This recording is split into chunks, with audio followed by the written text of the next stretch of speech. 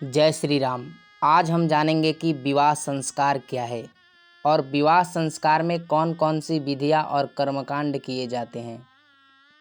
मित्रों, आप सभी जानते हैं कि मनुष्य के जीवन में 16 संस्कार समयानुसार किया जाता है। उन्हीं 16 संस्कारों में से आता है एक विवाह संस्कार।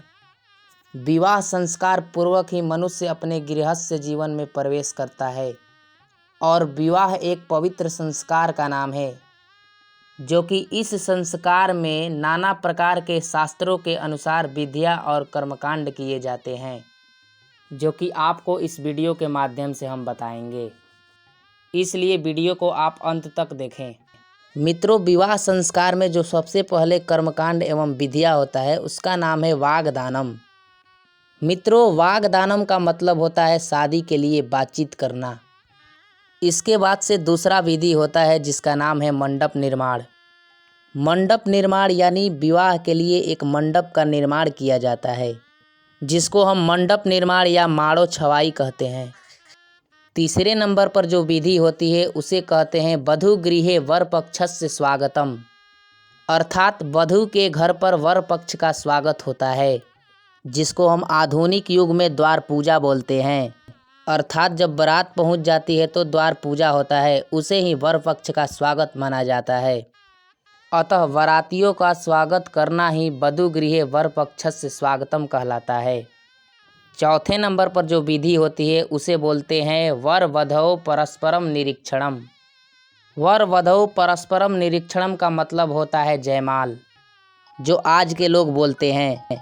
इस विधि के अनुसार पति और पत्नी आपस में निरीक्षण करते हैं, एक दूसरे को देखते हैं, जो कि आज के समय में यह कर्मकांड जयमाल के रूप ले लिया है। विवाह संस्कार में जो 5वें नंबर पर विधि होती है उस विधि का नाम है कन्यादानम, अर्थात कन्या का दान करना। विवाह संस्कार में इस कर्म को अत्यंत मुख्य माना गया है। इस कर्मकांड के अनुसार एक पिता अपनी पुत्री का दान कर देता है, जो कि इसी विधि को कन्यादानम कहा गया है। छठे नंबर पर जो विधि होती है उसको बोलते हैं अग्नि स्थापनम। अग्नि स्थापनम का अर्थ होता है मंडप में अग्नि को स्थापित करना। आप सभी जानते हैं कि हिंदू धर्म में अग्नि को साक्षी मानकर ही शुभ कार्य किया जाता है। 7वें नंबर पर जो विधि है उसको कहते हैं पाणी ग्रहणम। पाणी ग्रहणम अर्थात पति और पत्नी का हाथ एक दूसरे पर रख दिया जाता है और शपथ ग्रहण कराया जाता है। विवाह संस्कार में जो 8वें नंबर पर विधि होती है उसे बोलते हैं लाजा होम, अर्थात लाजा होम का अर्थ होता है होम करना, अर्थात हवन करना। जैसे ही पति और पत्नी पाणी ग्रहणम करते हैं, ठीक उसी पश्चात लाजा होम की क्रिया कराई जाती है। लाजा होम क्रिया करा देने के बाद फिर एक क्रिया आती है जिसको बोलते हैं सप्तपदी क्रिया।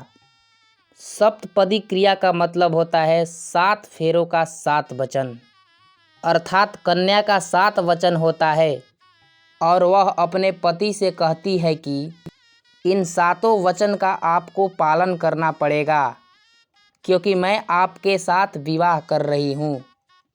सप्तपदी क्रिया कराने के बाद विवाह संस्कार में एक विधि आती है जिसका नाम है सिंदूर दानम, अर्थात यह विवाह संस्कार का अंतिम विधि होती है।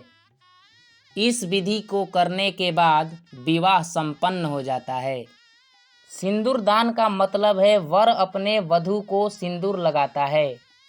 जैसे ही वर अपने वधू को सिंदूर लगाता है, विवाह संपन्न हो जाती है। दोस्तों, वीडियो बनाने का मकसद है धर्म के प्रति जागरूक होना। जो पुरुष अपने विवाह में इस विधियों का पालन करता है वह मनुष्य अपने जीवन में कभी दुखी नहीं होता, अर्थात अपने वधू के साथ उत्तम जिंदगी जीता है। इसलिए आप इस संस्कार और इस संस्कार के विधियों का पालन करें और अपने जीवन में उतारें और अपने बच्चों को भी सिखाएं ताकि वो गलत निर्णय ना ले। इस विधि के द्वारा ही अपना विवाह संस्कार करें।